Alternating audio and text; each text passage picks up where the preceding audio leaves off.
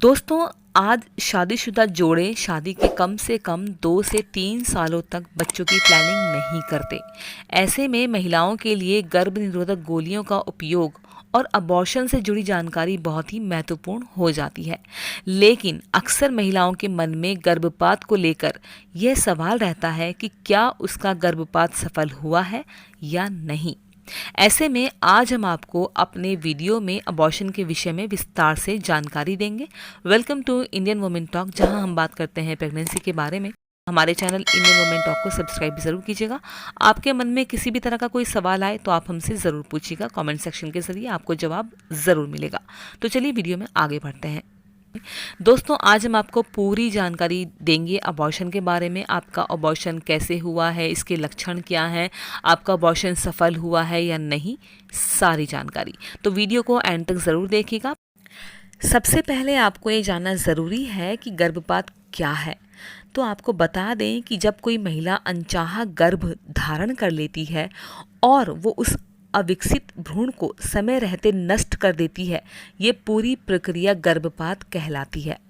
दोस्तों, गर्भपात में 2 प्रकार से होते हैं, जिसमें एक सर्जिकल या मेडिकल गर्भपात होता है और दूसरा गर्भपात गोलियों के माध्यम से होता है।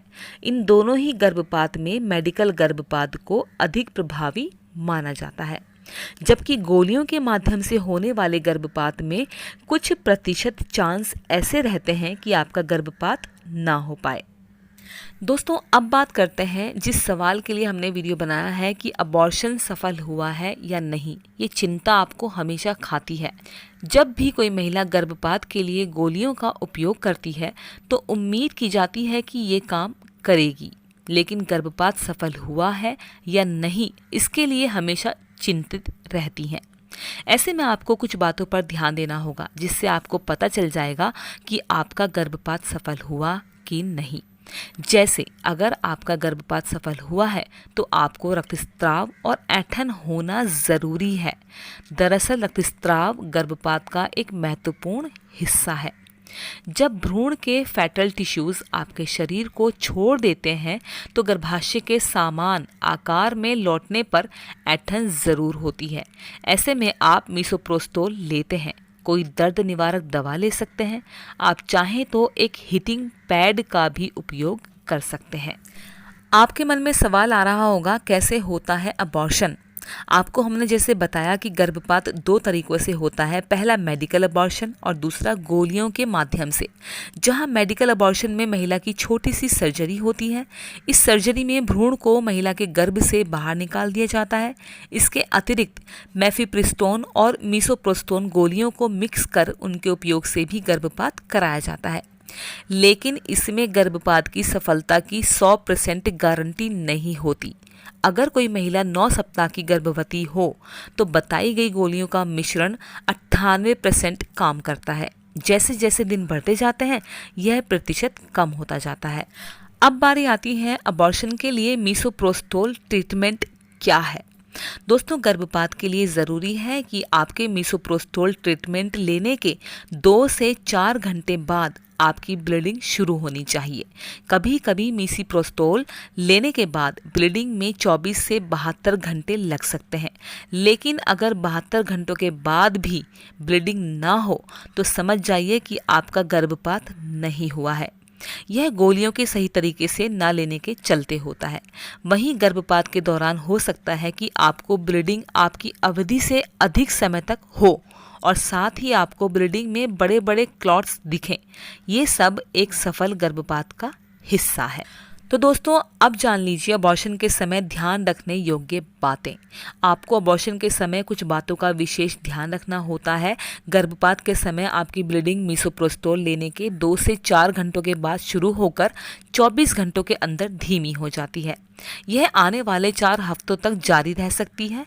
अगर आपको हर घंटे 2 से 3 पैड लेने पड़ रहे हों तो ये ठीक है, लेकिन अगर हर घंटे 3 पैड से ज़्यादा लेने की ज़रूरत पड़ रही है तो ये आपके लिए ख़तरनाक हो सकता है। ऐसे में आप आराम से ना बैठें, आप तुरंत अपने डॉक्टर के पास जाएं और उनको सारी सिचुएशन के बारे में बताएं। इसके अतिरिक्त भी आपको कुछ असामान्य अनुभव जैसे कि 24 घंटों से अधिक समय तक बुखार रह सकता है, आपके पेट में तेज दर्द हो सकता है जो दर्द निवारक लेने के बाद भी दूर ना हो, या योनि से असामान्य स्त्राव आदि भी आपको हो सकता है। आपको तुरंत अस्पताल जाना चाहिए। ऐसे में अबॉर्शन के बाद गर्भपात के कुछ लक्षण भी होते हैं। अगर आपका गर्भपात सफल होता है तो भी आप कुछ दिनों तक गर्भावस्था के लक्षण महसूस कर सकती हैं। हालांकि कुछ समय बाद ये लक्षण अपने आप चले जाते हैं। इन लक्षणों में है मतली, अधिक पेशाब आना और स्तनों में कोमलता आदि शामिल है। इन लक्षणों को जाने में 3 से 4 हफ्ते लग सकते हैं।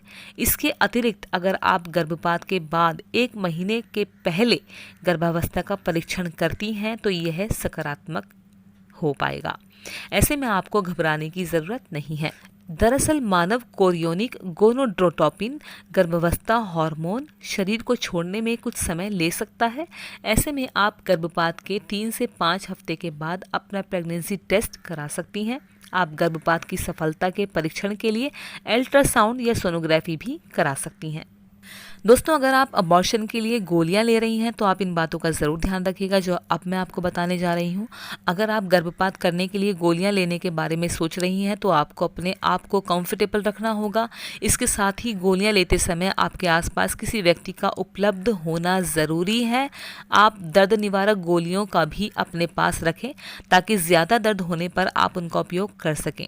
इस समय आपको मेडिकल इमरजेंसी के लिए तैयार रहना होगा। ज़्यादा ब्लीडिंग के चलते आपको इस समय कमज़ोरी भी आ सकती है। ऐसे में आप अनार का जूस, चुकंदर जैसे खून बढ़ाने वाले फलों का सेवन ज़रूर करें। दोस्तों, उम्मीद करती हूँ कि आपको हमारी ये वीडियो पसंद ज़रूर आई होगी। आप जान गए होंगे कि कैसे पता करें कि अबॉर्शन सफल हुआ है या नहीं, और अबॉर्शन होने के बाद भी आपके साथ में प्रेगनेंसी जैसे कुछ लक्षण हो सकते हैं जिनसे आप ये जान सकती हैं कि आपका अबॉर्शन सफल हुआ है या नहीं। ठीक है दोस्तों, वीडियो पसंद आए तो लाइक करना और चैनल को सब्सक्राइब ज़रूर कीजिएगा। अगर आप प्रेग्नेंट हैं या नहीं भी हैं तो अपना खुशी के साथ ख्याल रखिएगा। एक और अच्छी सी वीडियो के साथ बहुत जल्द आपसे मिलती हूँ। तब तक के लिए धन्यवाद।